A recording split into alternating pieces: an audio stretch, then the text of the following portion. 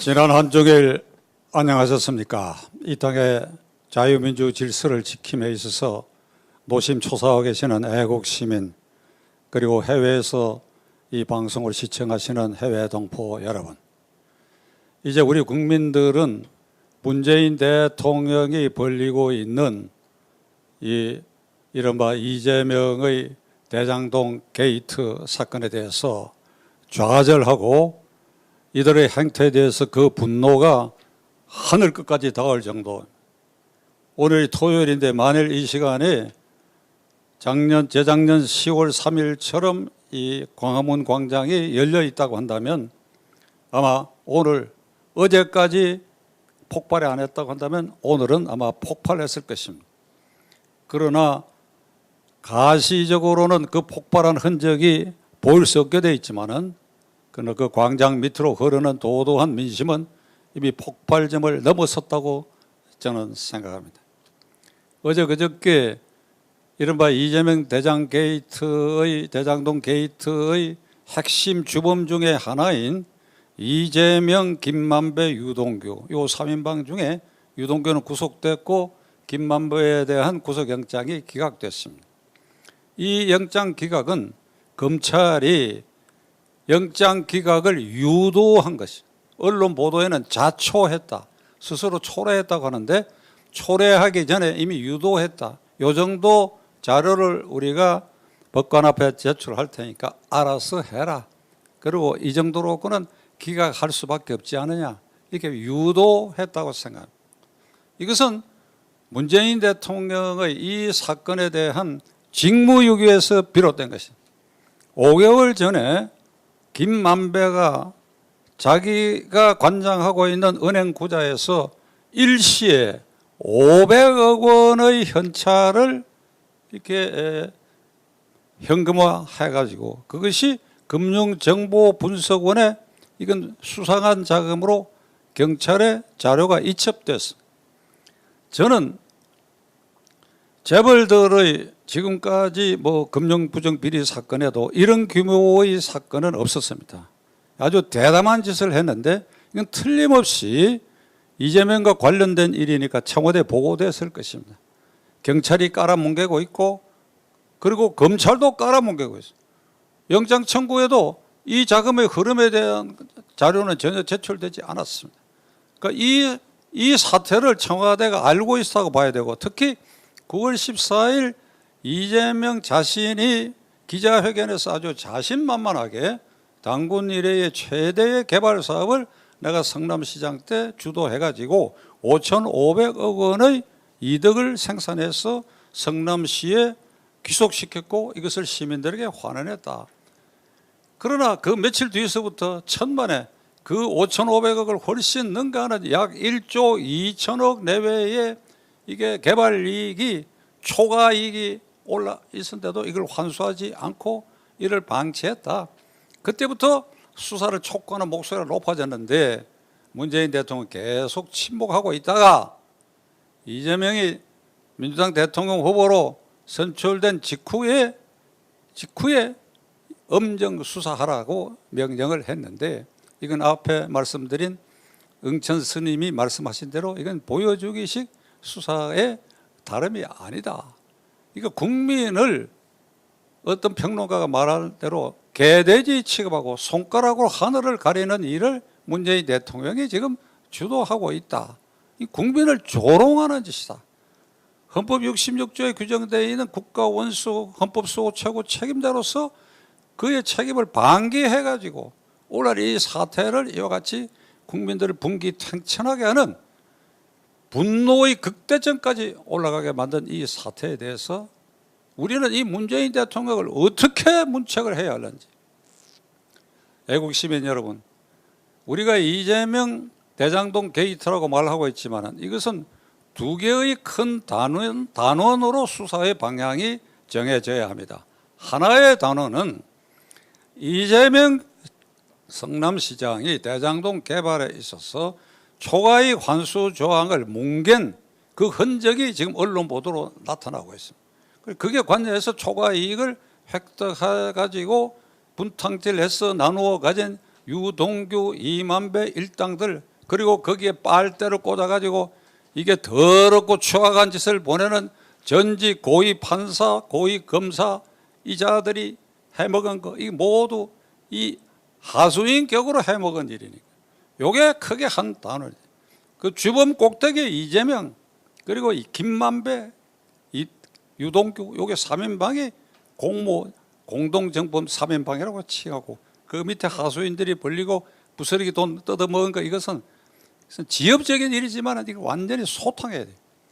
또 하나 가닥은 대한민국 헌정사상, 사법사상 처음 있는 일인데, 대법관이 노골적으로 이재명의 공직선거법의 고등법원까지 유죄로 판결받은 걸 그대로, 고등법원에서 공직선거법이 대법원에서 이렇게 엎어지는 경우는 거의 없습니다. 거의 없어.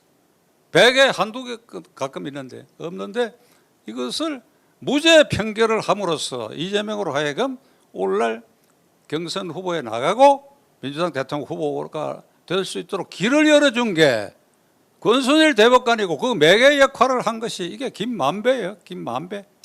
근데 이 김만배가 말 바꾸기를 계속하고 있는데, 이 가닥은 지금까지 검찰이 수사에 착수했다는 흔적도 없어. 수사에 착수했다는 흔적도 없어.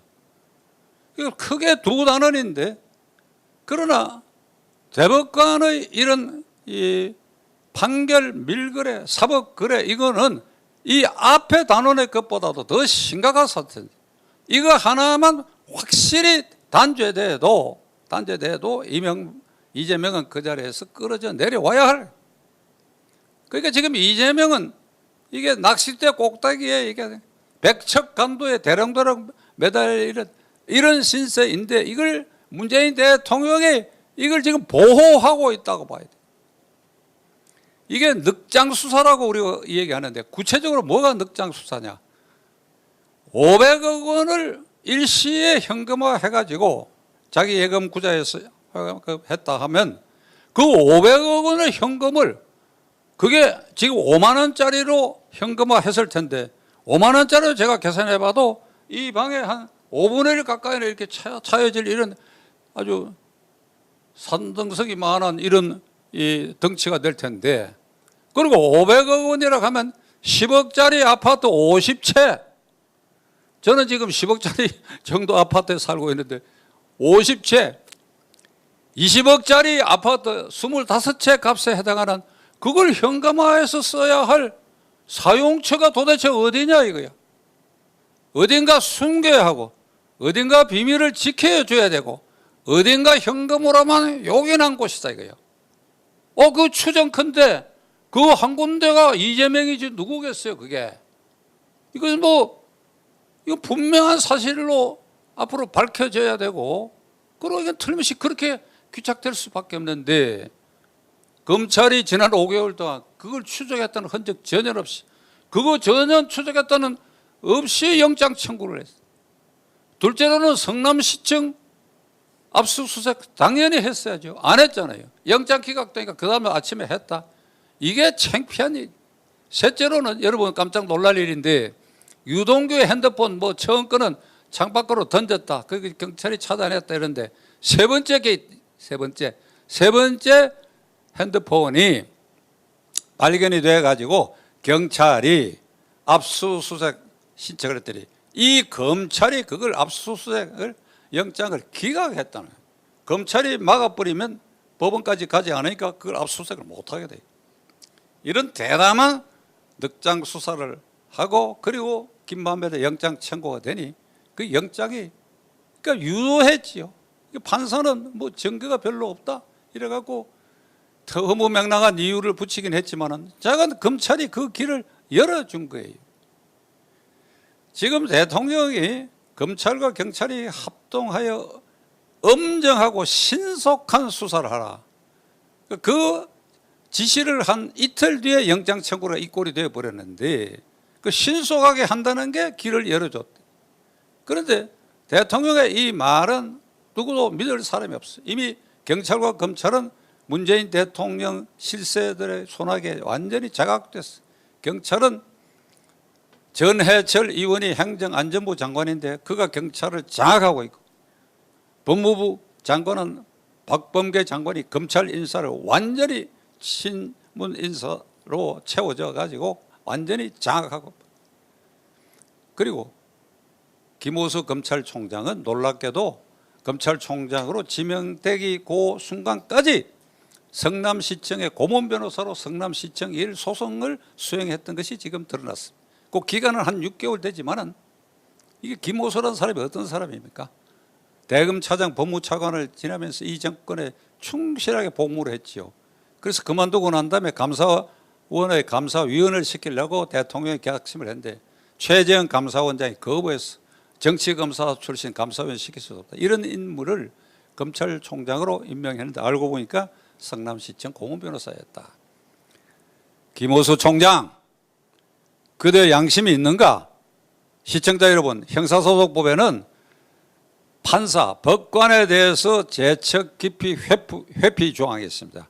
그 판사가 담당한 사건과 관련하여 가령 판사 되기 전에 변호사로서 그 사건과 관련 맡은 일이 있다라든지 아니면 친인척 중에 그 사건 관련자들이 있다라든지 이런 불공정한 재판을 할 우려가 있는 것에 대해서는 본인 스스로 회피해 그 사건에서 물러서거나 스스로 물러서야 돼. 안 물러서면 당사자가 기피 신청을 하는 제도가 있는데 형사소송법에 검사에 대해서 그 조항은 없어요.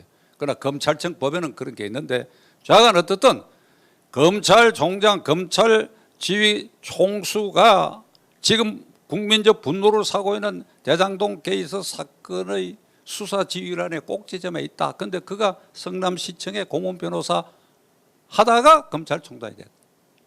이봐요, 김호수 총장, 부끄러워서 그 자리에 어찌 있노? 부끄러워서 그 자리에 어찌 있느냐 이 말이야. 이하 부정관이라는 말이 있지.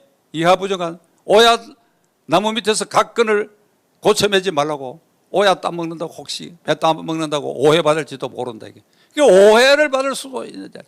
그럼 하다못해 이런 제스처라도 나는 이 지휘라인에서 완전히 스스로 배제하겠다, 이렇게라도 해야 될 거 아니까. 최소한도로 그럴 정도의 양심과 이 도덕성은 있어야 되지 않겠냐 이게. 시청자 여러분, 우리는 이 문정권 아래서 이 공직자들에게 지금 제가 말씀드린 이런 정도의 도덕률을 요구하는 거, 이건 불가능한 지경이 되어버렸어요.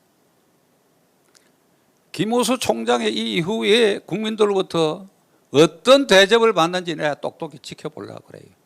부끄럽지 않은가? 부끄럽지 않아?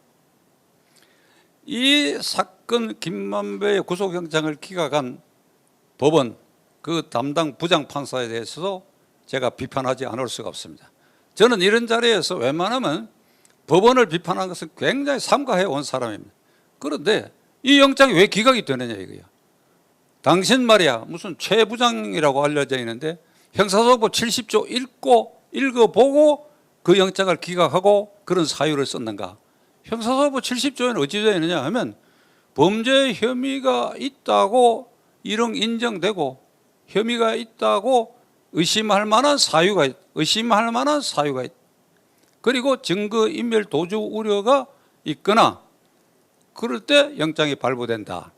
증거인멸 도주 우려. 유동규 경우는 증거인멸 도주 우려의 방점이 찍혀 영장이 발부됐어요. 이번에는 의심할 만한 사유가 있느냐 이에 대해서 소명이 부족하다. 김만배의 반론권을 인정해야 되겠다. 이게 무슨 황당한 소리야.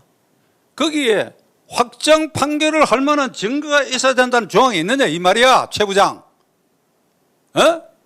이만하면 의심 덩어리 아니냐 이 말이야. 이놈 이 친구가 김만배가 이게 놈자가 나올 뻔했는데 이만하면 의심 덩어리 아니냐 이 말이야. 의심 덩어리. 그다음 70조 2항 최 부장 그거 안 읽어본 것 같아. 어떻게 되느냐?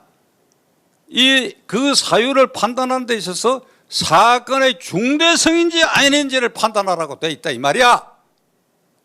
사건이 중대한지 안 한지. 이 사건처럼 중대한 사건이 어디 있냐 이거야. 그럼 어떤 게 중대하지 않단 말이야. 이 사건이 중대하지 않단 말인가? 이 사건 중대하지. 그리고 김만배에 대해서 의심스러운 사유가 충분히 있지.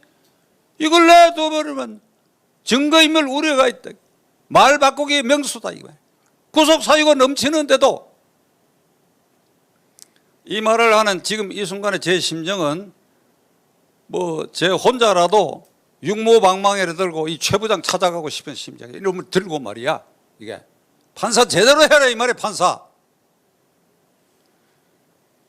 권순일 대법관, 제가 지난번에 이 방송에서 얘기한 것 같은데 그때 양심 선언해라. 양심 선언해라. 당신 그 부분 절대로 빠져나갈 수가 없다. 절대 빠져나갈 수가 없다. 미리 양심 선언해서 자복해버려라.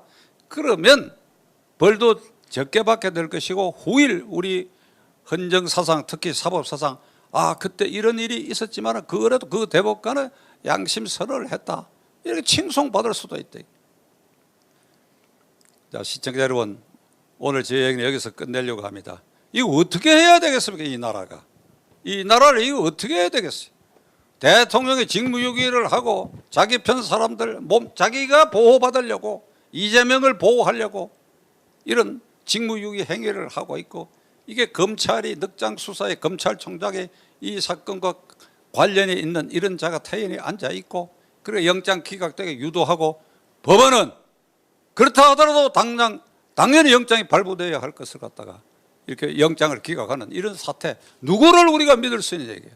국민인 우리는 누구를 믿고 살아가야 결국은 헌법상 제1기관인 제가 늘 말씀드린 것처럼 우리가 분기탱천하고 조직화하고 좀 더디더라도 정광훈 목사 같은 이가 앞장서서 희생하는 그게 우리가 힘을 쏟아붓고 그래야 어느 폭발점에 일시에 폭발해서 이런 자들을 완전히 물리칠 수 있도록 우리가 결심을 단단히 해야 할 것입니다. 끝까지 시청해 주셔서 감사합니다. 네, 박찬정 전 의원 수고하셨습니다. 자, 우리 이제 박찬정 의원님이 평소에 보지 못한 오늘 상당히 화를 내셨어요. 그런데 김만배 그